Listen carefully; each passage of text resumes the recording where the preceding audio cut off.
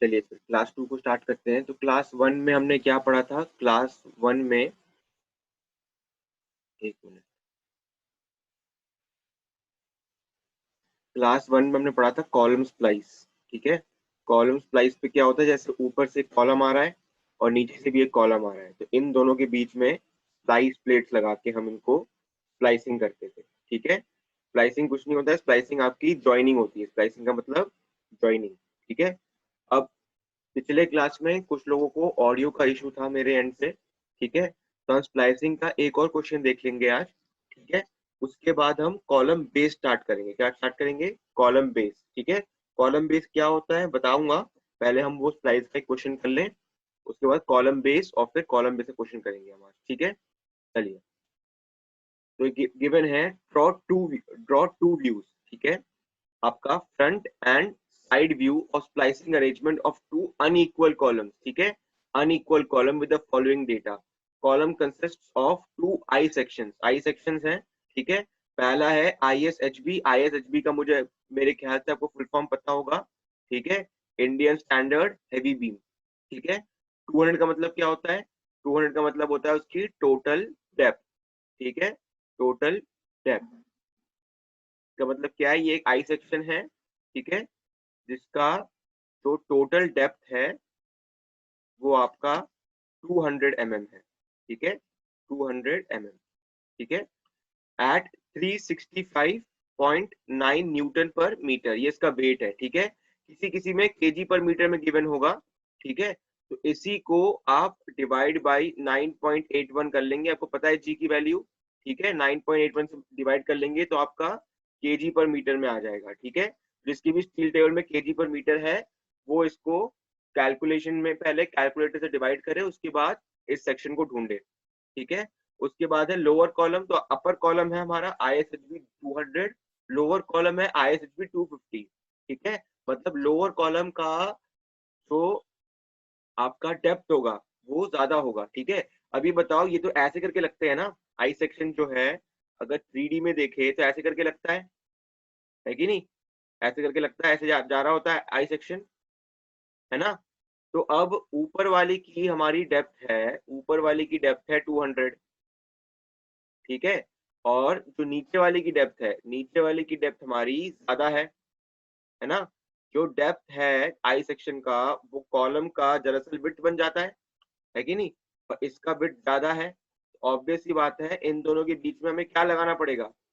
इन दोनों के बीच में हमें फिलर प्लेट लगानी पड़ेगी, है कि नहीं? फिलर प्लेट, ताकि इन दोनों का ऊपर और नीचे का जो विड्थ है वो मैच हो जाए। और इस फिलर प्लेट पे हम लोग स्प्लाइस अरेंजमेंट लगाएंगे फिर। ठीक है, ठीक है, चलिए फिर।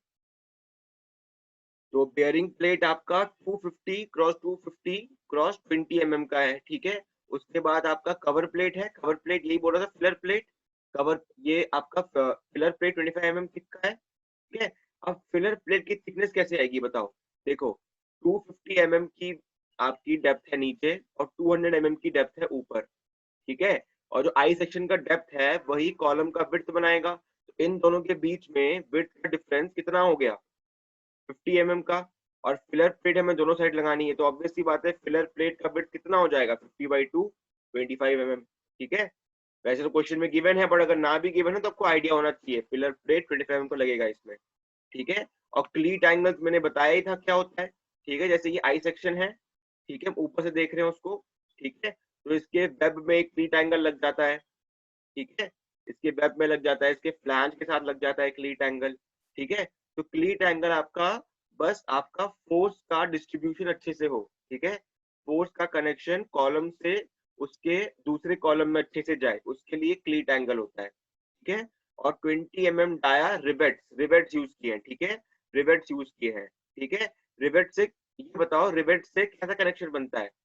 ठीक है, दो ऑप्शन है, हिंज या रिजिड। बताओ, रिवेट से कैसा कनेक्शन बनता है? हिंज बनता है कि रिवेट रिजिड बनता है? बताओ कौन सा कनेक्शन बनता है?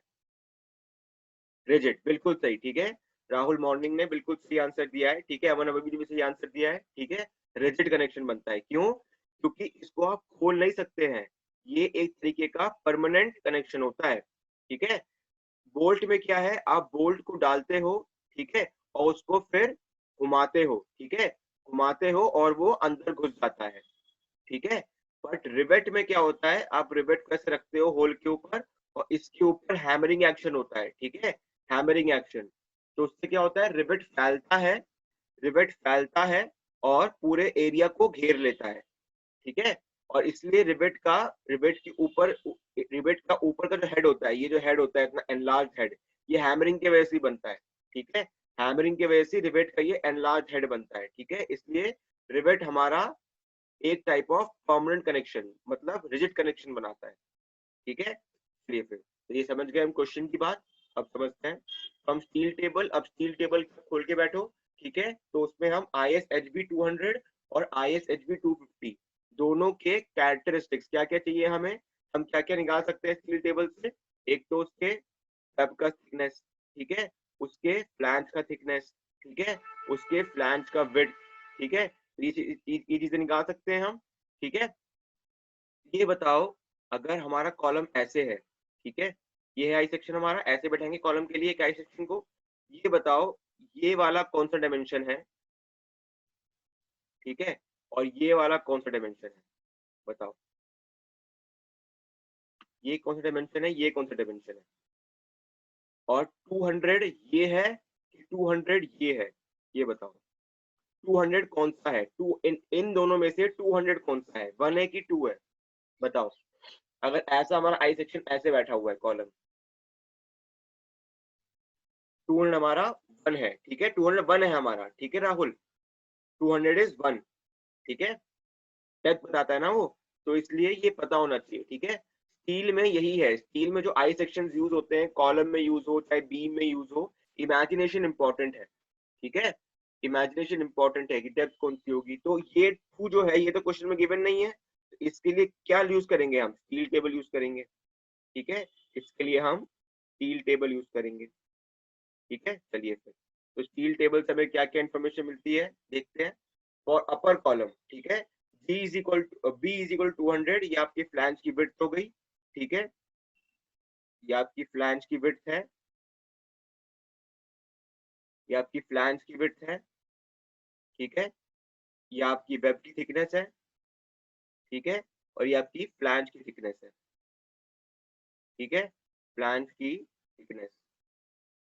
अब इसने गेज निकाला है 140, ये हम डायग्राम में समझेंगे कैसे निकाला है, ठीक है। वैसे मैंने फर्स्ट क्लास में एक्सप्लेन किया था, ठीक है, आपको वैसे ही मैंने एक्सप्लेन किया था, गेज और पिच क्या होता है वो याद रखना, ठीक है। अगर ये बोल्ट्स है, ठीक है, और फोर्स ये लग रहा है, तो फोर्स डायरेक्शन ये है, तो फोर्स के साथ में जो स्पेसिंग होगी, फोर्स के पैरेलल वो होगी पिच, और फोर्स के परपेंडिकुलर स्पेसिंग होगी वो होगी गेज, ठीक है, तो ये ध्यान रखना है। चलिए, तो गेज कैसे निकाला है वो हम समझेंगे, ठीक है।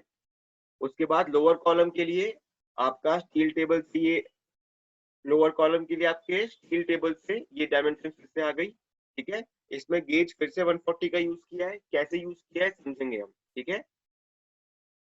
तो पिच रिक्वायर्ड, ठीक है, पिच मिनिमम पिच कितनी होती है, मिनिमम पिच 2.5 डी होती है, 2.5 डी थोड़ा ज्यादा यूज कर लो, 3 डी यूज कर लो, ठीक है, तो 3 डी यूज कर लिया, 3 × 20, ठीक है। वैसे देखो यहाँ पे 3 × 2 पॉइंट, हाँ ठीक है ठीक है ठीक है, 3 × 20 60, ठीक है। और एच डिस्टेंस कितना होता है हमारा, 1.5 डी नॉट, ये होता है मिनिमम। पिच के लिए मिनिमम यहाँ पे क्या यूज कर रहे हैं, रिवेट यूज कर रहे हैं, रिवेट डाया, ठीक है। और मिनिमम एच डिस्टेंस के लिए क्या यूज करते हैं, रिवेट होल का डाया, ठीक है, रिवेट होल का, ठीक है। तो हाँ बिल्कुल बिल्कुल Rajiv, TW is thickness of web, ठीक है। तो 1.5 डी नॉट, तो 1.5 ऑफ डी नॉट कितना होगा, 20 + 1.5, 20 + 1.5, 21.5, ठीक है। तो आप देखेंगे 1.5 × 21.5 आप करेंगे, ठीक है, तो ये आपका तकरीबन 37-38 के आसपास आएगा, तो उससे ज्यादा ही एज डिस्टेंस यूज कर रहे हैं हम, ठीक है, तो ये भी करेक्ट है, ठीक है। एज डिस्टेंस आपको याद होना चाहिए, क्या था एज डिस्टेंस हमारा, ये था हमारा एज डिस्टेंस, ठीक है, और ये था हमारा एंड डिस्टेंस, ठीक है, और ये आपकी फोर्स की डायरेक्शन, ठीक है। चलिए फिर आगे बढ़ते हैं, अब डायग्राम देख लेते हैं। अब provided pitch 60 at edge distance 40, ठीक है। चलिए, तो ये है हमारा, ठीक है। और मैंने बताया था एच डिस्टेंस और एन डिस्टेंस जनरली हम क्या रखते हैं, सेम रखते हैं, ठीक है। इसमें फोर्स कैसे लगेगा, ऐसे लगेगा, फोर्स, ये फोर्स लग रही है ऐसे, ठीक है। तो फोर्स के डायरेक्शन में कौन सा डायमेंशन आया, पिच आया हमारा, फोर्स के डायरेक्शन में पिच आया, ठीक है। और ये 40 क्या है, ये बताओ, ये 40 क्या है, ये एन डिस्टेंस है या एच डिस्टेंस है, जल्दी बताओ। फोर्स की डायरेक्शन में दिखा दिए, ये है फोर्स की डायरेक्शन, ये बताओ। ये 40 जो है, एन देखिए एच है, एन डिस्टेंस एच डिस्टेंस दोनों सेम रखते हैं हम, ठीक है। हमने एच निकाला था, उसी में हमने यूज कर लिया इसको, बट फिर भी आपको ये पता होना चाहिए क्या है, एन देखिए एच है, बिल्कुल सही, ठीक है। एन डिस्टेंस है ये, ठीक है, एन डिस्टेंस है, ठीक है। चलिए, तो पिच समझ गए, एन डिस्टेंस समझ गए, ठीक है, समझ गए आप लोग। चलिए फिर, तो आगे बढ़ते हैं। तो ये देखिए, ये आपके, और ये आपका फिलर प्लेट 25 mm थिकनेस का, ठीक है। ये अपना ISHB 200 आ रहा है ऊपर से, नीचे से आपका ISHB 250 लग रहा है उसमें, ठीक है। तो जो कि दोनों का देखिए, ये थिकनेस यहाँ से लेकर यहाँ तक है, ये थिकनेस यहाँ से लेकर यहाँ तक है, ठीक है। तो चौकी की थिकनेस मैच नहीं कर रही है, इसलिए स्प्लाइस प्लेट के लिए एक लेवल्ड ग्राउंड बनाने के लिए हमने क्या यूज किया, फिलर प्लेट यूज कर लिया, ठीक है। फिलर प्लेट और कवर प्लेट कुछ नहीं है, यही हमारा स्प्लाइस प्लेट है, ठीक है। यही हमारा स्प्लाइस प्लेट है जिसपे हम स्प्लाइसिंग करेंगे, ठीक है। और स्प्लाइसिंग में पिच कितना यूज कर रहे हैं वो तो हमने देख लिया डायग्राम में, ठीक है। तो ये कौन सा है, ये आपका फ्रंट एलिवेशन है, कौन सा एलिवेशन है, फ्रंट। 3D में देखोगे तो ये आपका फ्लैंज आ रहा है, ठीक है, ये आपका वेब आ रहा है, और ये आपका फ्लैंज आ रहा है, ठीक है। अब इसका हम साइड व्यू देखेंगे, साइड व्यू मतलब इस साइड से देखेंगे हम, इस साइड से, ठीक है। हम यहाँ पे खड़े हैं, हम यहाँ से देखेंगे हम, ठीक है, साइड व्यू के लिए, ठीक है। मेरे ख्याल से इसमें साइड डायमेंशन समझ में आ गए हैं। ये आपका क्लीट एंगल है, ठीक है। क्लीट एंगल मैंने बताया था, ज्यादा कुछ का यूज नहीं होता है, बस ये होता है कि आपका इस कॉलम से इस कॉलम तक फोर्स अच्छे से ट्रांसफर हो जाए, ठीक है। ये आपका बेयरिंग प्लेट है, ठीक है। बेयरिंग प्लेट क्यों है यहाँ पे बताओ, क्योंकि इस कॉलम से लेके इस कॉलम में जो फोर्स जाएगा, तो इनके कनेक्शन में लोड अच्छे से डिस्पर्स हो, एक यूनिफॉर्म एरिया में यूनिफॉर्मली डिस्पर्स हो फोर्स, इसलिए आपका बेयरिंग प्लेट लगाया है, ठीक है। तो फोर्स का ट्रांसमिशन मोड क्या है, ये फोर्स आया P, ठीक है। ये फोर्स इस कॉलम में कैसे जाएगा, सबसे पहली बात तो इस क्लीट एंगल में जाएगा। ये क्लीट एंगल फोर्स किसको देगा, बेयरिंग प्लेट को, और इस बेयरिंग प्लेट से फोर्स कहां पर आएगा, इस क्लीट एंगल में, और इस क्लीट एंगल से ये फोर्स इस वाले कॉलम में ट्रांसफर हो जाएगा, ठीक है। ट्रांसमिशन मोड आपको अच्छे से पता होना चाहिए, ठीक है। तो 3 टाइप की प्लेट यूज करें हमने, filler plate, cover plate, bearing plate, और ये क्लीट एंगल, ठीक है। ये सब का फंक्शंस आपको अच्छे से पता होना चाहिए, ठीक है। डायग्रामेटिकली रिमेम्बर करोगे तो आपको याद रहेगा कि किसका यूज क्या है, ठीक है। चलिए, अब साइड डिस्टेंस देखते हैं, ठीक है। तो साइड डिस्टेंस में ये आपका आ गया गेज, ठीक है। देखिए, फोर्स ऐसे लग रहा है आपका, है कि नहीं, तो फोर्स के परपेंडिकुलर हमारा आ गया गेज, ठीक है। गेज में कोई डाउट किसी को, गेज कैसे 250 आया, गेज 140 कैसे आया, देखो 200 mm का हमारा क्या है, 200 mm का हमारा टोटल बिट है ऊपर, ठीक है। ये देखो, यहाँ पे 250 है और यहाँ पे 200 है, क्योंकि हमें गेज को सेम रखना है, इसलिए हम गेज 200 के हिसाब से निकालेंगे, ठीक है, ठीक है। क्यों, क्योंकि हमें एच डिस्टेंस भी तो अकोमोडेट करना है, ठीक है। तो हमारा बोल्ट के लिए कम स्पेस कहाँ पर है, 200 में, इसलिए हम 200 के हिसाब से गेज निकालेंगे, और उसी गेज को हम नीचे भी रिपीट कर देंगे, ठीक है, ठीक है। हाँ, क्लीट एंगल नहीं दिखेगा ना, तभी तो ये डॉटेड है। मैं आपको पिछले क्लास में बताया था, जो आपका डॉटेड है, जो आपका डायग्राम में डॉटेड है, मतलब वो हमें उस व्यू में नहीं दिख रहा है, ठीक है। हमें इस व्यू में ये नहीं दिख रहा है, आपने ईडी में ही पढ़ा होगा, बट आप भूल गए हो यहाँ पे, ठीक है। जो डॉटेड होता है एलिमेंट आपके ड्राइंग में, वो हमें नहीं दिख रहा होता है, ठीक है। चलिए, तो अब हम देखते हैं G140 कैसे आया, ठीक है। सबसे पहली बात तो 1.5 डी नॉट करो फटाफट, 1.5 इंटू 22 ही ले लो, ठीक है। 21.5 होता है, 22 ही ले लो इसको, फटाफट निकालो इसको।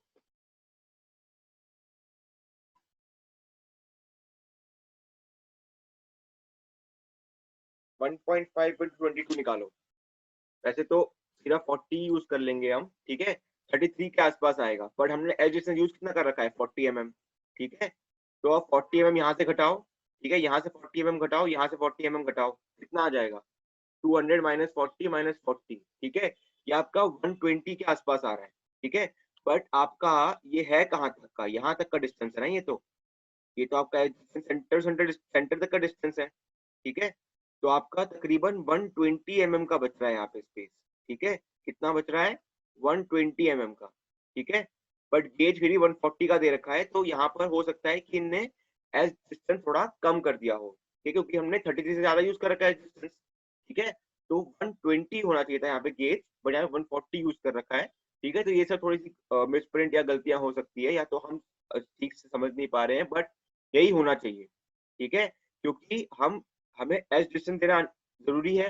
सबसे पहली बात एज डिस्टेंस हो गया, या तो आप 1.5 120 कीजिए तो 30 mm आएगा, ठीक है। अगर 30 mm का डिस्टेंस देंगे आप दोनों साइड, तो आपका 140 mm बचेगा गेज के लिए, ठीक है। तो ऐसा तो नहीं होता है, ऐसा तो नहीं होता है ना, हम 1.5 डी नॉट देते हैं, तो डी नॉट कितना होगा 21.5, ठीक है। तो यहाँ पे 140 यूज कर रखा है, वैसे 120 का ही स्पेस बचेगा यहाँ पे, ठीक है, स्पेस यहाँ पे 120 का ही बचेगा, ठीक है।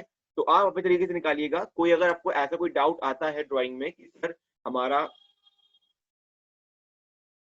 ठीक है,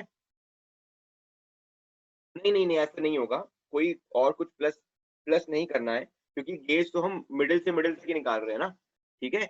एज डिस्टेंस भी आपका एज से लेके डाया के मिडिल तक होता है, ठीक है, डाया के मिडिल तक ही होता है, ठीक है। तो ये 120, ये मैंने बताया ना आपको इनने कैसे यूज किया है, इनने 1.5 इंटू रिवेट का डाया कर दिया है सीधा, ठीक है। तो वो 30 आ जाएगा, और अब 30 दोनों साइड से माइनस करेंगे तो 200 माइनस 60 इज इक्वल टू 140 का स्पेस बचेगा। बट आपको तो पता है मिनिमम एडजस्टेंस कितना होता है 1.5 इंटू डी नॉट होता है, ठीक है, डी नॉट, ठीक है। और वो कितना होगा 20 mm डाई के लिए 20 प्लस 1.5 21.5, ठीक है। जो 33 के आसपास आता है, तो तकरीबन 120 से लेके 125 तक का ही स्पेस बचेगा यहाँ पे, ठीक है। तो आप अपने तरीके से निकालिए, कुछ हटिए मत, यहाँ 140 यूज किया तो हम भी 140 यूज करेंगे, ठीक है। इनने अपना अलग कॉन्सेप्ट लगाया, बट हम अपना कॉन्सेप्ट को कांस्टेंट रखेंगे कि भाई 1.5 डी नॉट तो हमें प्रोवाइड करना ही करना है, एंड डिस्टेंस एज डिस्टेंस, तो उस हिसाब से हमारा गेज 120 आएगा, ठीक है, ठीक है।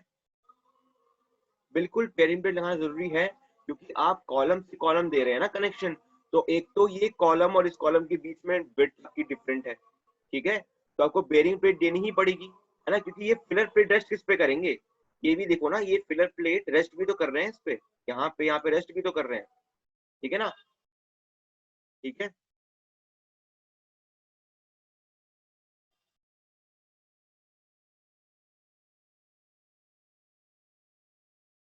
देखिए लोड ट्रांस वहां पर अगर आपका साइट पे नहीं था, तो उस पे ऐसा हो सकता है कि या तो इसका और इसका जो विड्थ है वो सेम होगा, ठीक है, इसका और इसका विड्थ सेम होगा, इसलिए वहां पे बेरिंग प्लेट की जरूरत नहीं पड़ी होगी, क्योंकि अगर इन दोनों का विड्थ सेम हुआ तो हमें फिलर प्लेट भी नहीं यूज करना पड़ेगा। देखो यार, फिर तो बेरिंग प्लेट वहां पे होनी चाहिए थी, ठीक है। बहुत नॉर्मल सी बात है, अगर फिलर प्लेट है तो फिलर प्लेट रेस्ट किस पे कर रहा है, वो सीधा अगर नीचे वाले कॉलम के विड्थ पे रेस्ट कर रहा है, तो फिर तो ऐसा है कि देखो ऐसा होना तो नहीं चाहिए, क्योंकि बेरिंग प्लेट जरूरी तो है, ठीक है, क्योंकि इसका एक एरिया आ रहा है यहाँ पे, इसका एक एरिया आ रहा है यहाँ पे, ठीक है, इसका एक एरिया आ रहा है यहाँ पे, ठीक है। तो इन तीनों के एरियाज को समझ लो कि आपका एक फिलर प्लेट से फोर्स आ रही है, एक आपका ऊपर वाले कॉलम से फोर्स आ रहा है, एक राइट वाले फिलर प्लेट से फोर्स आ रहा है। तो इन तीनों को इसने एक ही बेयरिंग प्लेट पे कलेक्ट किया, और उसके बाद यूनिफॉर्मली नीचे डिस्ट्रीब्यूट कर दिया, ठीक है। देखिए अगर बेयरिंग प्लेट नहीं होगा तो फेलियर होगा, ऐसा कुछ नहीं है कि फेलियर हो जाएगा वहां पे, ठीक है। बट बेयरिंग प्लेट का क्या यूज है आप देख पा रहे हो क्या यूज है, ठीक है। तो ऑब्वियस बात है, अगर बेयरिंग प्लेट होगा तो यूनिफॉर्म डिस्ट्रीब्यूशन ऑफ लोड होगा नीचे, समझ रहे हैं ना आप मैं क्या बता रहा हूँ ये, ठीक है। तो अगर वहां पे नहीं है तो इसका मतलब है कि उनको जरूरत नहीं लगी होगी, या फिर, ठीक है।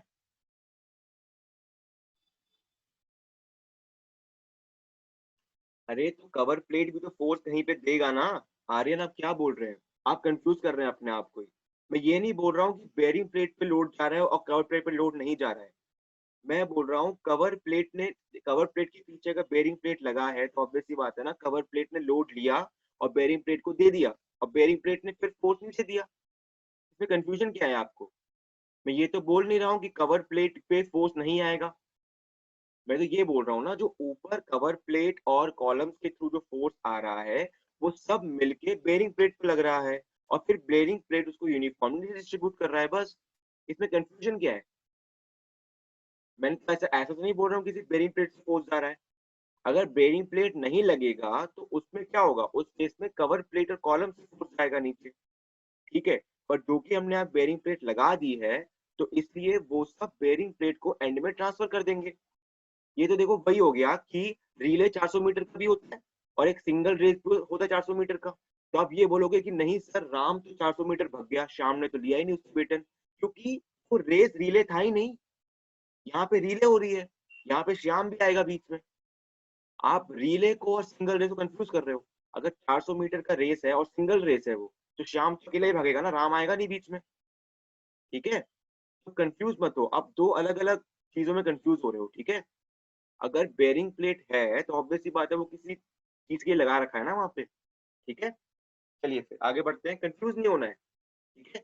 बेरिंग प्लेट में कंफ्यूजन है, मत लगाओ, ठीक है, कोई चक्कर नहीं है। पर मैंने कहा कि बेरिंग प्लेट लगाने से ज्यादा अच्छा फोर्स डिस्ट्रीब्यूशन होता है बस, ठीक है। ये नहीं होता है कि बेरिंग प्लेट लगा दे तो कवर प्लेट का यूज नहीं है वहां पर, ठीक है। ठीक है, फिलर फिलर प्लेट का, ठीक है। चलिए फिर,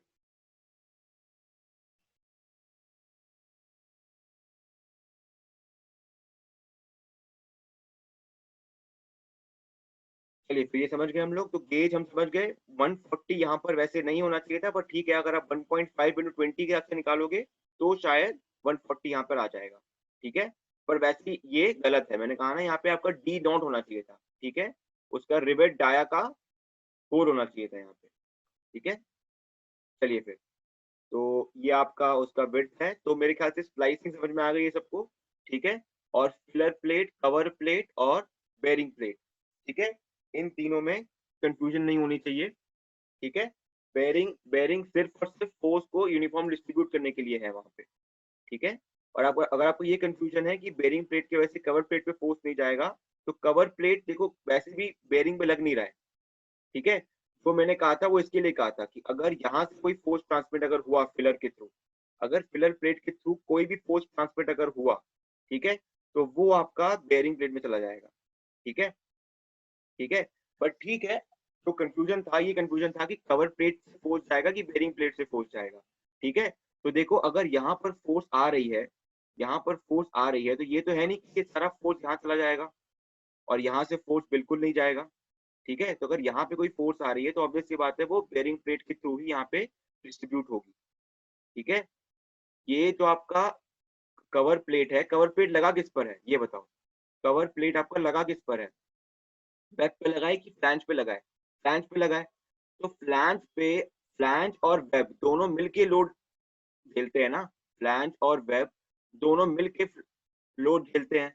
तो जो फ्लैंज पे लोड आएगा, जो फ्लैंज पे लोड आएगा, वो तो आपका कवर प्लेट पे चला जाएगा, वो चला जाएगा फिलर प्लेट के थ्रू कवर प्लेट में, ठीक है। और कवर प्लेट यहाँ से लेकर यहाँ तक भेज देगा फोर्स को। पर जो वेब में जो फोर्स है वो थोड़ी ना वहां पे चला जाएगा कवर प्लेट में। यहाँ पे ऐसा थोड़ी ना है कि हमने यहाँ पे कोई डाइवर्शन बना दिया है। यहाँ पर जो वेब पे जो फोर्स आ रहा है और एक फोर्स फ्लैंज पे आ रहा है, फ्लैंज वाला फोर्स अब कवर प्लेट से ट्रांसफर हो गया नीचे, ठीक है। पर जो वेब में जो फोर्स आ रहा है वो तो जाएगा ना बेरिंग प्लेट में, है ना। ऐसा तो है नहीं कि हमने कोई यहाँ पे डाइवर्जन बना दिया है कि आपको यहाँ से नहीं जाना है ना। तो जो वेब का फोर्स है वो तो जाएगा ही बेरिंग प्लेट से। कवर प्लेट आपका लगा है फ्लैंज पे, तो जो फ्लैंज का जो फोर्स का पार्ट है, समझ लीजिए टोटल फोर्स पी है एक, तो दोनों में डिस्ट्रीब्यूट हो रहा है, फ्लैंज में और वेब में। तो फ्लैंज में डिस्ट्रीब्यूट हो रहा है फोर्स हो जाएगा आपका कवर प्लेट के थ्रू, और जो वेब में डिस्ट्रीब्यूट हो रहा है लोड वो जाएगा क्लीट एंगल और बेरिंग प्लेट के थ्रू, ठीक है। तो ऐसा कुछ नहीं है कि कोई किसी का फोर्स पोर्शन को छीन ले रहा है, ठीक है।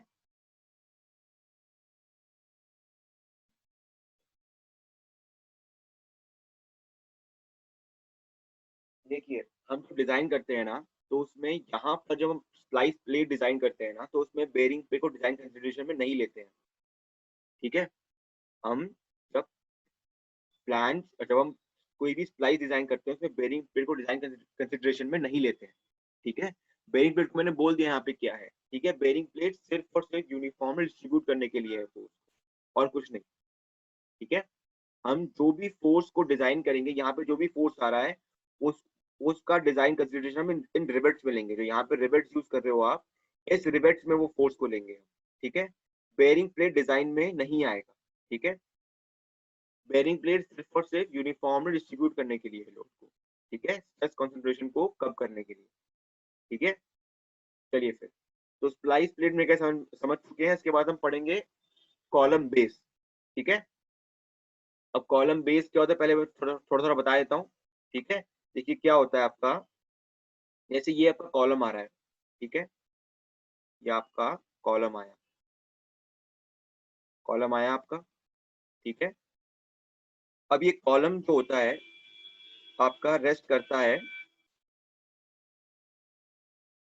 अब कॉलम रेस्ट करता है एक आरसीसी ब्लॉक के ऊपर। ठीक है, यहाँ पर कॉलम आया ऊपर से। ठीक है। अब इस आरसीसी ब्लॉक और कॉलम के बीच में एक प्लेट आती है। ठीक है, एक यहाँ पे प्लेट आती है। ठीक है। ठीक है, उसको हम बोलते हैं बेस प्लेट। क्या बोलते हैं उसको? Base plate. ठीक है। ये भी आपका बेरिंग पे जैसा काम ही करता है। ठीक है, क्योंकि देखो ऑब्वियसली देखो क्या हो रहा है यहाँ पे, जब यहाँ से फोर्स आ रही है पी, तो कितने एरिया में डिस्ट्रीब्यूट हो रही है? इतने एरिया में। ठीक है। अब देखो हमें पता है स्ट्रेस क्या होता है। स्ट्रेस क्या होता है? स्ट्रेस होता है पी बाई ए। ठीक है, स्ट्रेस पी बाई ए होता है। तो अगर एरिया कम है तो स्ट्रेस ज्यादा होगा, और अगर एक ही एरिया में स्ट्रेस ज्यादा आ गया तो क्या होगा? ये वाला एरिया आपका फेल कर जाएगा। क्या हो जाएगा? ये वाला एरिया आपको फेल कर जाएगा। तो हमने इतनी बड़ी आरसीसी ब्लॉक दे रखी है नीचे। ठीक है, और उसका एक छोटा सा बीच में एरिया फेल हो जाए तो क्या फायदा? ठीक है, तो इसलिए बेस प्लेट या बेरिंग प्लेट हम एरिया को बढ़ाने के लिए और यूनिफॉर्म डिस्ट्रीब्यूशन ऑफ स्ट्रेस के लिए देते हैं। ठीक है, तो इन्हीं को हमें यहाँ पे डिजाइन करना है। ठीक है, और यहाँ पे एडिशनली यहाँ पे क्लीट एंगल भी लग जाता है। क्लीट एंगल मैंने बता ही दिया है क्या होता है। ठीक है। ठीक है, ऐसे करके हमारा फोर्स यहाँ पे बेस प्लेट के ऊपर आता है। ठीक है, बेस प्लेट में हम एक और चीज लगाते हैं, नया नया नया टाइप ऑफ बोल्ट लगाते हैं, उसको बोलते हैं हम होल्डिंग डाउन बोल्ट। क्या बोलते हैं? Holding down bolt. ठीक है, ये आपका टाइप ऑफ एंकर बोल्ट होता है, तो आपके बेस प्लेट के चारों कोनों में एक एक लगाते हैं हम। ठीक है, उसको बोलते हैं होल्डिंग डाउन बोल्ट। ठीक है, वो क्या होता है, कहाँ पर होता है, वो हम डायग्रामेटिकली समझेंगे। ठीक है, बाकी मैंने बता दिया आपको। ठीक है, नई चीजें क्या क्या थी, एक तो आपका बेस प्लेट था और दूसरा आपका होल्डिंग डाउन बोल्ट। ठीक है, कुछ नहीं है, आपका जो कॉलम सुपर स्ट्रक्चर जो कॉलम आया वो नीचे आरसीसी की फुटिंग या फाउंडेशन जो बनी हुई है उसमें जब जाके लगेगा तो उन दोनों के बीच में सबसे पहले हम लगाएंगे बेस प्लेट, और बेस प्लेट के चारों कोनों में लगाएंगे हम होल्डिंग डाउन बोल्ट। ठीक है, चलिए फिर क्वेश्चन पढ़ते हैं। अब क्वेश्चन लिखा है, draw a suitable scale plan front end side elevation of a column base from the following given data. Column ISHB 400। ठीक है, ISHB 400 है। बेस प्लेट हमारा 700 क्रॉस 600 क्रॉस 20। ठीक है, 700, 600 और 20 की उसकी थिकनेस है। ठीक है, ये हमारा कॉलम बेस है। ठीक है, बेस प्लेट का थिकनेस निकालने का भी एक फॉर्मूला होता है। ठीक है, वो फॉर्मूला शायद आप पढ़ेंगे स्टील में। ठीक है, उसका क्या फॉर्मूला होता है वो आपको मतलब उतना जरूरी तो नहीं है, पर आपको बता देता हूँ। ठीक है, आपका ये फॉर्मूला होता है वो। ठीक है,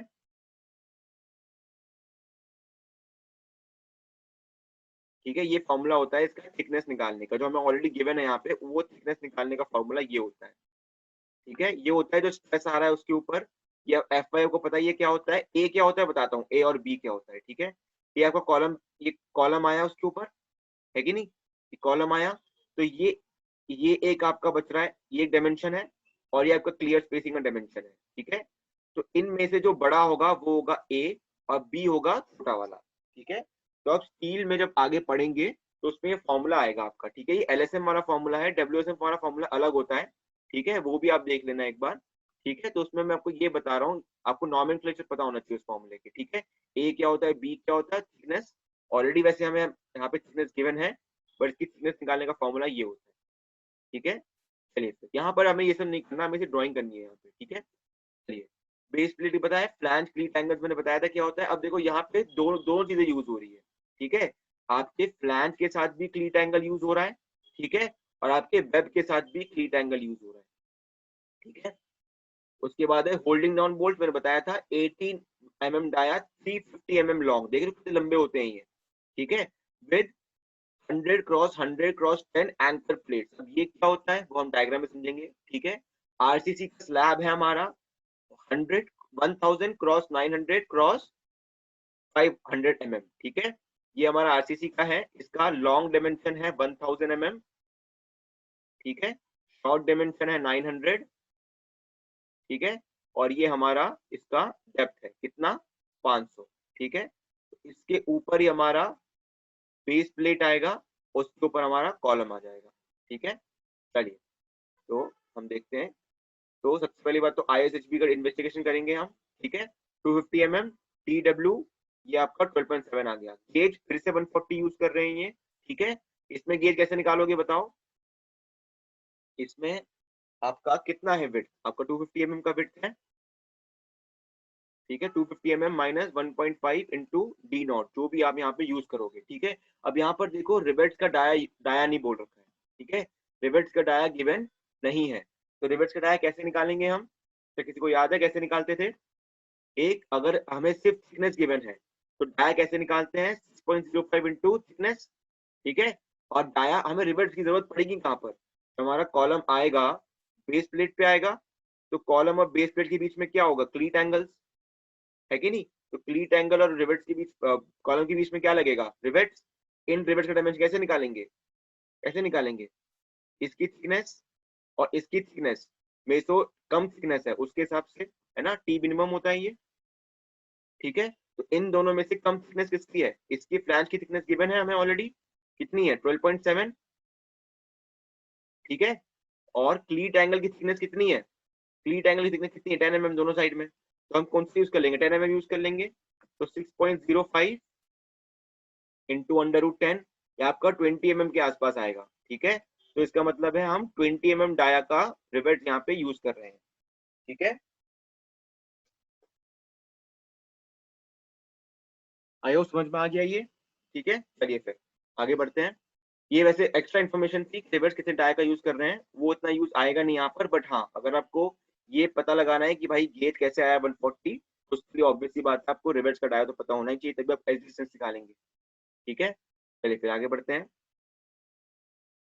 तो ये आपका बेस प्लेट का एक अरेंजमेंट है, ठीक है। अब आपको ये है, आपको ये बताना है ये कौन सा क्लीट एंगल है और ये कौन सा क्लीट एंगल है, फटाफट नेम कीजिए इनको, फटाफट इनको नेम कीजिए, ये कौन सा क्लीट एंगल है, ये कौन सा क्लीट एंगल है। 1 वाला कौन सा क्लीट एंगल है, वो कॉलम के किस पार्ट में लगा हुआ है, और 2 वाला कौन सा क्लीट एंगल है।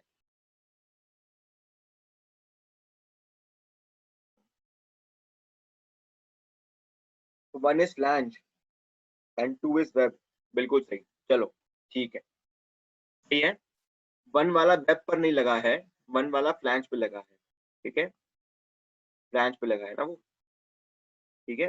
चलिए फिर आगे बढ़ते हैं। तो 250 mm का इसकी विड्थ थी, ठीक है, और 20 mm हम डाया यूज कर रहे हैं रिवेट्स का, तो 1.5 इंटू 21.5 करो कितना आएगा 33, ठीक है। तो दोनों साइड से एस डिस्टेंस घटा दो, ठीक है। 250 माइनस 2 इंटू 33, बताओ कितना आएगा गेज, कितना गेज आ सकता है बताओ, 2 इंटू 33, 250 माइनस, तो ये 184 के आसपास आ रहा है, ठीक है। तो हमने उससे कम का ही गेज यूज किया है, तो ठीक है, ठीक है, इतना गेज तो अकोमोडेट हो ही सकता है, 140 का गेज यूज किया है, ठीक है। गेज निकालते कैसे पता ही है, ठीक है।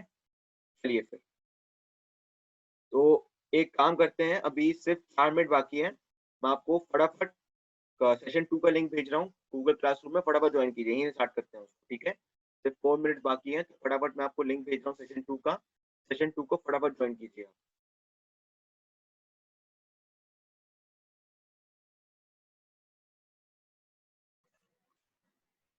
चलिए फिर तो हम यहाँ तक पहुंच गए थे, ठीक है। यहाँ पर मैंने आपको सब, ये आरसीसी का बेस प्लेट है, ठीक है, आरसी का बेस स्लैब, सॉरी आरसी का बेस स्लैब, आरसी का फाउंडेशन, उसके ऊपर बेस प्लेट है, बेस प्लेट के ऊपर ही आपका कॉलम आ गया, ठीक है। कॉलम के एक लीड एंगल्स हैं, मैंने बता दिया था आपको, ठीक है। ये होल्डिंग डाउन बोल्ट जो हम लास्ट में यूज करते हैं, बेस प्लेट के चारों कोनों में यूज करते हैं। ठीक है, ये आपका विड्थ है फ्लैंज का। ठीक है, कौन सा फ्लैंज क्लीट एंगल है, कौन सा वेब क्लीट एंगल है को पता होना चाहिए। ठीक है, तो ये हम डायग्राम समझ चुके हैं। ठीक है, ये डायग्राम हमें समझ में आ चुका है। ये प्लान है, जब ऊपर से हम देखेंगे कॉलम को तो हमें ऐसा दिखेगा। ठीक है, चलिए फिर दूसरे समझते हैं। अभी हमारा फ्रंट एलिवेशन है। ठीक है, और फ्रंट एलिवेशन है, बताओ जल्दी बताओ। ये 1 है, ये 2 है। चलो यार, इसमें तो लिखा ही हुआ है वैसे, छोड़ो। इसमें वैसे लिखा ही हुआ है कि कौन सा फ्लैंज एंगल है, कौन सा वेब क्लीट एंगल है, तो आपको समझ में आ रहा होगा अब। ठीक है, ये है आपका एंकर प्लेट। ठीक है, मैंने बताया था, समझाऊंगा आपको मैं। ये आपका वो एंकर प्लेट्स है। ठीक है, जो हमारा बोल्ट्स में हम लगाते हैं। ठीक है, एंकर प्लेट्स, या थोड़ा आइडिया लगाओ, अब बताओ ये किस लिए है, एंकर प्लेट्स किस लिए है, बताओ। देखिए, अगर कॉलम में हम एज्यूम क्या कर रहे हैं कि फोर्स ऐसे आ रहा है सेंटर पे बिल्कुल। ठीक है, समझ लो अगर फोर्स यहाँ नहीं आया और थोड़ा यहाँ पर आ गया, ठीक है, तो ये वाला फोर्स, ई मतलब एसेंट्रिक फोर्स। ठीक है, ये वाला फोर्स क्या करेगा, सिर्फ कंप्रेस ही नहीं करेगा, ये थोड़ा कॉलम को बेंड भी करेगा, है कि नहीं। थोड़ा कॉलम को बेंड भी करेगा। तो कॉलम को बेंड करेगा तो ये ऐसा फोर्स लगाएगा यहाँ पर, ऐसा फोर्स यहाँ पर लगाएगा। तो यहाँ पर क्या हो रहा है, ये बेस प्लेट को उठाने की कोशिश कर रहा है ना। तो अगर बेस प्लेट को उठा रहा है तो बेस प्लेट पे पुल हो रही है ना, बेस प्लेट पे पुल हो रही है। तो बेस प्लेट पे तो पुल हो रही है, तो बेस प्लेट को पुल से बचाने के लिए हमने क्या लगा रखा है, होल्डिंग डाउन बोल्ट्स, है ना।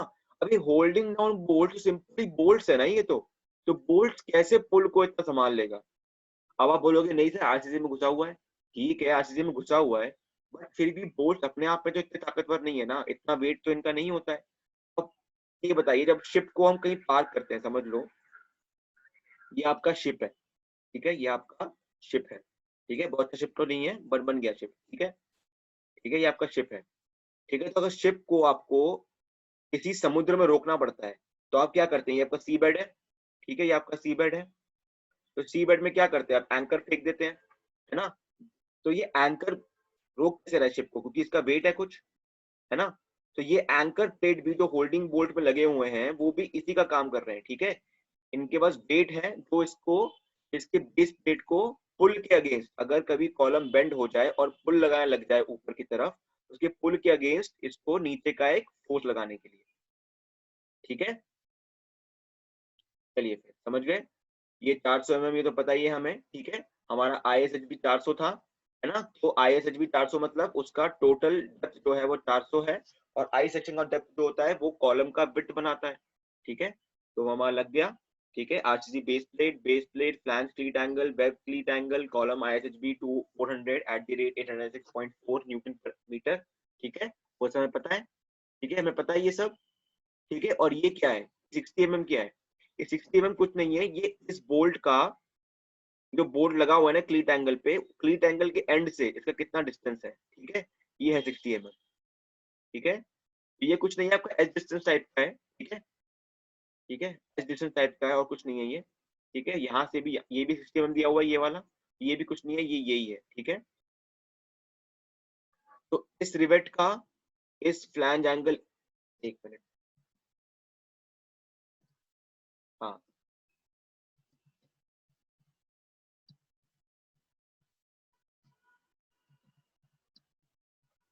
हाँ, तो ये 60 mm इस रिवेट का इस एंड से डिस्टेंस है, और ये 60 mm इस रिवेट का इस एंड से डिस्टेंस है। ठीक है, मेरे ख्याल सारे डायमेंशंस और डायग्राम समझ में आ चुके हैं सबको। ठीक है, चलिए फिर, अब फ्रंट एलिवेशन हो गया, अब साइड एलिवेशन आ गया। ठीक है, तो फ्रंट एलिवेशन में हमें क्या दिख रहा था, फ्रंट एलिवेशन में हमें वेब क्लीट एंगल दिख रहा था। तो साइड से अगर देखोगे, साइड मतलब यहाँ से देख रहे हो आप, यहाँ अब यहाँ से देख रहे हो। ठीक है, फ्रंट एलिवेशन क्या है, फ्रंट एलिवेशन है आप यहाँ से देख रहे हो।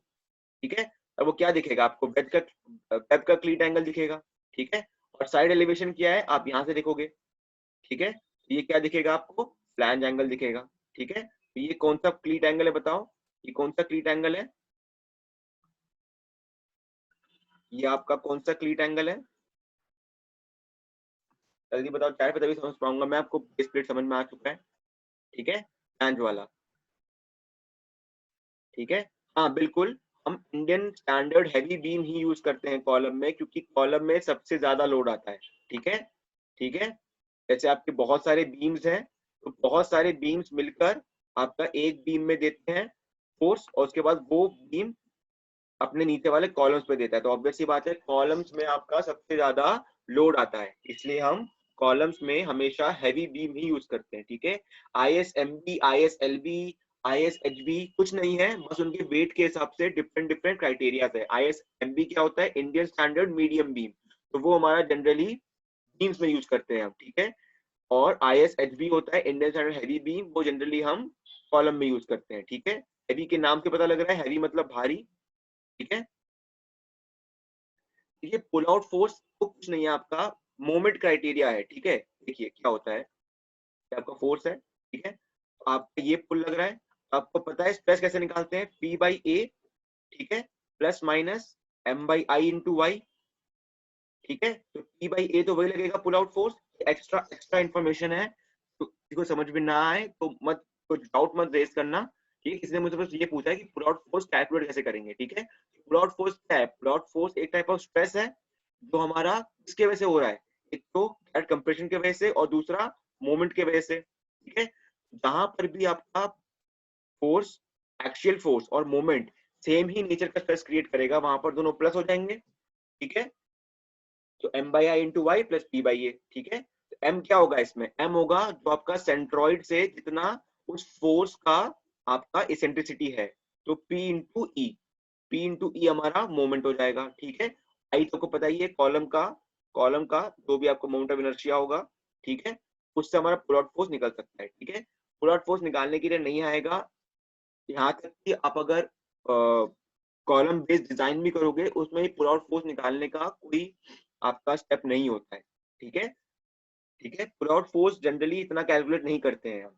ठीक है, हम सिर्फ उसमें एंकर प्लेट्स में आपके स्टैंडर्ड वेट्स होते हैं, वो हम वहां पे दे देते हैं। ठीक है, अगर आप बहुत इन डिटेल कोई अगर कंसल्टेंसी में काम करने जाओगे, डिजाइनिंग करोगे, तो शायद वहां पे बेस प्लेट आपको डिजाइन करने के लिए होल्डिंग और पुल आउट फोर्स को निकालना पड़े। ठीक है, इतना कोई चिंता नहीं करना उसका, पुल आउट फोर्स निकालने के लिए नहीं आएगा, आपको सिर्फ ड्रॉइंग करनी है यहाँ पे। ठीक है, चलिए फिर, तो मेरे ख्याल से तीनों डायग्राम्स हम समझ चुके हैं। ठीक है, 60 mm यहाँ पर भी दिया हुआ है, तो कोई कंफ्यूज मत होना, बस वो इस रिवेट का उस फ्लैंज, उस क्लीट एंगल के एंड से कितना डिस्टेंस है वो है ये, और कुछ नहीं है। ठीक है, आई होप सबको समझ में आ चुका है बेस प्लेट का। ये आपका कॉलम बेस का आज कनेक्शन खत्म होता है। ठीक है, एक और क्वेश्चन है वैसे, एक मिनट, शायद एक और क्वेश्चन है। हाँ, एक और क्वेश्चन करते हैं, फिर खत्म करते हैं। ठीक है, चलिए, तो एक और क्वेश्चन है, इसमें इसमें कुछ नहीं है आपका, क्या डिफरेंट है वो देखते हैं। कॉलम बेस ही है, ISHB है। ठीक है, कवर प्लेट भी यूज कर रहे हैं, कहाँ यूज कर रहे हैं देखते हैं हम। ठीक है, बेस प्लेट तो यूज कर ही रहे हैं, flange क्लीट angle, web क्लीट angle, holding down bolt, diameter of rivet, वो सब सेम है। RCC का बेस प्लेट है, RCC में रीइंफोर्समेंट भी है। ठीक है, तो ये भी ड्रॉ करना पड़ेगा। ठीक है, कुछ नहीं है ऐसे, आपका रीइंफोर्समेंट कहाँ पे होगा? फाउंडेशन में नीचे होगा। ठीक है, तो इस आपका रीइंफोर्समेंट का आपको डायमेंशन भी दे रखे हैं, बस ये आपको अलग ड्रॉ करना है, वरना और कुछ इसमें डिफरेंस ज्यादा है नहीं। ठीक है, चलिए, हम स्टील टेबल ISHB 300, ठीक है, तो B250 आ गया, फिर से गेज 140 का यूज कर लिया यहाँ पे। ठीक है, गेज कैसे निकालते हैं मैंने बताया था आपको। ठीक है, चलिए फिर आगे बढ़ते हैं। तो ये आपका आपका फिर से आ गया। ठीक है, तो अब इसमें डिफरेंट क्या है, डिफरेंस क्या है इसमें, डिफरेंस देखते हैं। कवर प्लेट कहाँ पर लग रहा है, वो है डिफरेंस। ठीक है, जो कवर प्लेट यूज हो रहा है वो है इसमें ड्राइंग में डिफरेंट। ठीक है, base plate, RCC base slab, 250 mm की वेट। ठीक है, वो सब सेम ही है। ये आपका फ्लैंज क्लीट एंगल, वेब क्लीट एंगल। ठीक है, ये आपका कॉलम है, आपको कुछ दिख रहा होगा, ये एक्स्ट्रा चीज है यहाँ पर, दिख रहा है आपको, क्लीट एंगल और कॉलम के बीच में एक्स्ट्रा एक्स्ट्रा यहाँ पे कंपोनेंट लगा रखा है, यही है हमारा कवर प्लेट। ठीक है, ठीक है, यही है हमारा कवर प्लेट। ठीक है, अब देखिए, ये कवर प्लेट का एज सच कोई यहाँ पर फंक्शन नहीं है। ठीक है, क्योंकि देखो, स्प्लाइस, कवर प्लेट हम जनरली कहाँ यूज करते थे, स्प्लाइस के पोजीशन में। तो कोई अगर ये सोच रहा है कि ऊपर वाला स्प्लाइस का प्लेट नीचे तक आ गया है, तो ऐसा नहीं है। ठीक है, आपका कॉलम तो ऊपर स्प्लाइस हुआ था कहीं, ठीक है, यहाँ पर कहीं स्प्लाइस हुआ था, और ये कॉलम जाकर फिर बेस प्लेट पे लगा है। ठीक है। तो यहाँ पर क्लीट एंगल, यहाँ पर जो क्लीट एंगल लगा है इसके और इसके बीच में एक यहाँ पर आपका कवर प्लेट लगा रखा है। तो ये वो स्प्लाइस प्लेट नहीं है जो हम ऊपर स्प्लाइस प्लेट के लिए कवर प्लेट यूज करते थे, वो नहीं है, इसलिए मैं हमेशा उसको स्प्लाइस प्लेट बोलता था। ठीक है, क्योंकि कवर प्लेट एक बहुत जनरल टर्म है, तो ये स्प्लाइस प्लेट नहीं है। ठीक है ना, इसको स्प्लाइस प्लेट मत समझ लेना कि सर पहले भी हमने स्प्लाइस प्लेट को कवर प्लेट ही बोला था। Splice plate and cover plate are not the same. ठीक है, ठीक है, आपका कवर प्लेट स्प्लाइस प्लेट की तरह यूज होता है वो अलग बात है। ठीक है, वरना splice plate cover plate same नहीं होते हैं। ठीक है, यहाँ पर बस एक एक्स्ट्रा कवर प्लेट लगा रखा है क्लीट एंगल और कॉलम्स के बीच में। ठीक है, वो आपका ऐसा कुछ नहीं है, बस एक सेफ्टी मेजर होगा फोर्स को अच्छे डिस्ट्रीब्यूट करने के लिए, और कुछ नहीं है। ठीक है, चलिए आगे बढ़ते हैं। तो ये देखते हैं, ये आ गया हमारा। ठीक है, तो अब देखिए जो कवर प्लेट लगा हुआ है, कवर प्लेट तो ये लगा हुआ है, ये कवर प्लेट लगा हुआ है। ठीक है, ये आपका कवर प्लेट लगा हुआ है, तो ऑब्वियसली बात है कवर प्लेट लगा है तो कवर प्लेट और कॉलम के बीच में जो रिवेट्स आएगा उसका पिच निकालेंगे हम, है कि नहीं, उसका हम पिच निकालेंगे। तो ये आपका एक्स्ट्रा कैलकुलेशन आ गई। ठीक है, ये आपकी पिच है। ठीक है, ये आपका फोर्स लग रहा है, तो फोर्स के डायरेक्शन में पिच है। ठीक है, और जब आप इसको यहाँ से देखोगे तो ये आपका फ्लैंज होगा, इस पे कवर प्लेट लगी होगी, तो इसके बीच में जो बोर्ड लगे हैं उनके बीच में गेज भी निकालनी पड़ेगी आपको। ठीक है, ठीक है, तो ये आपका एक्स्ट्रा कैलकुलेशन आ गया कवर प्लेट लगाने की वजह से। ठीक है, वैसा का वैसा ही जैसे स्प्लाइस पे जब हमने लगाया था कॉलम के फ्लैंज के साथ या वेब के साथ, उसमें भी हमने गेज और पिच निकाला था ना, वैसे ही इसमें भी निकालना है। ठीक है, कैलकुलेशन वही है, बट फिर से रिपीट करता हूँ, ये कवर प्लेट वो स्प्लाइस प्लेट नहीं है। ठीक है ना, ये बस एक एक्स्ट्रा सेफ्टी मेजर के लिए लगा रखा है। ठीक है, और ड्राइंग में क्या एक्स्ट्रा दिख रहा है आपको, ये दिख रहा है आपको। ठीक है, 12 mm dia, 100 mm centre centre. ठीक है, अब देखो इसको हम फ्रंट व्यू में देख रहे हैं, मतलब यहाँ से देख रहे हैं। ठीक है, ये हमारा फ्रंट व्यू है, ये हमारा साइड व्यू है।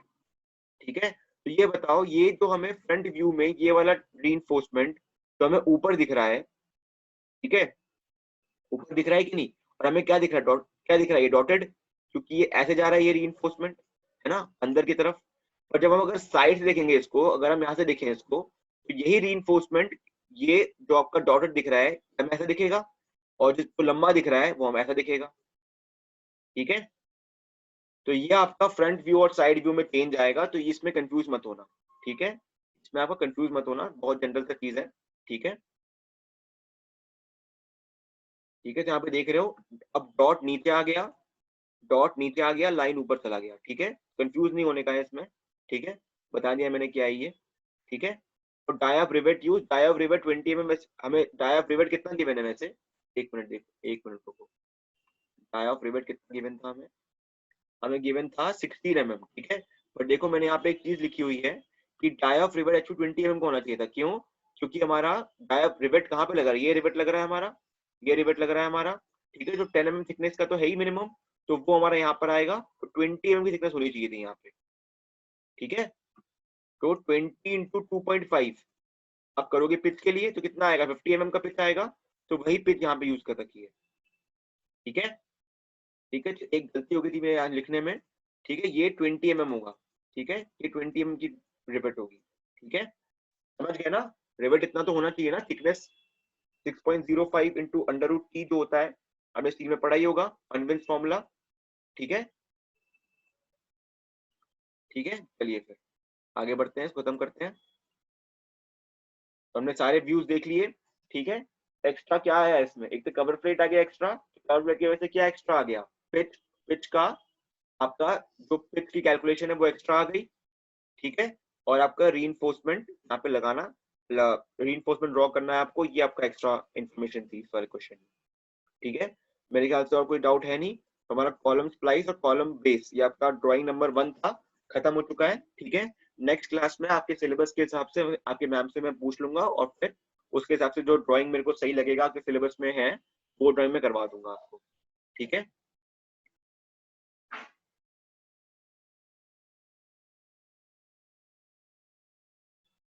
देखो अगर आपकी फर्स्ट क्लास मिस भी हो गई तो कोई बात नहीं, कि कॉलम स्प्लाइस मैंने फिर से पढ़ाई दिया है इस क्लास में।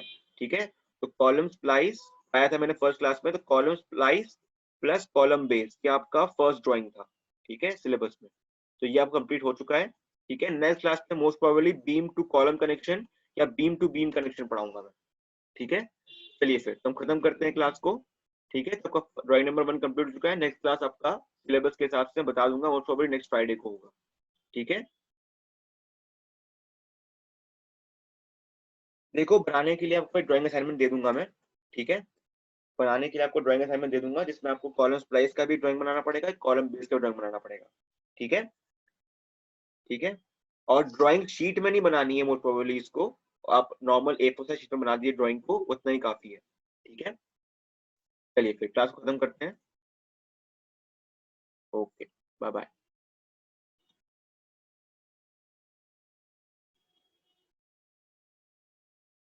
हाँ बिल्कुल, रिकॉर्डिंग अपलोड हो जाएगी, कोई चिंता मत करो।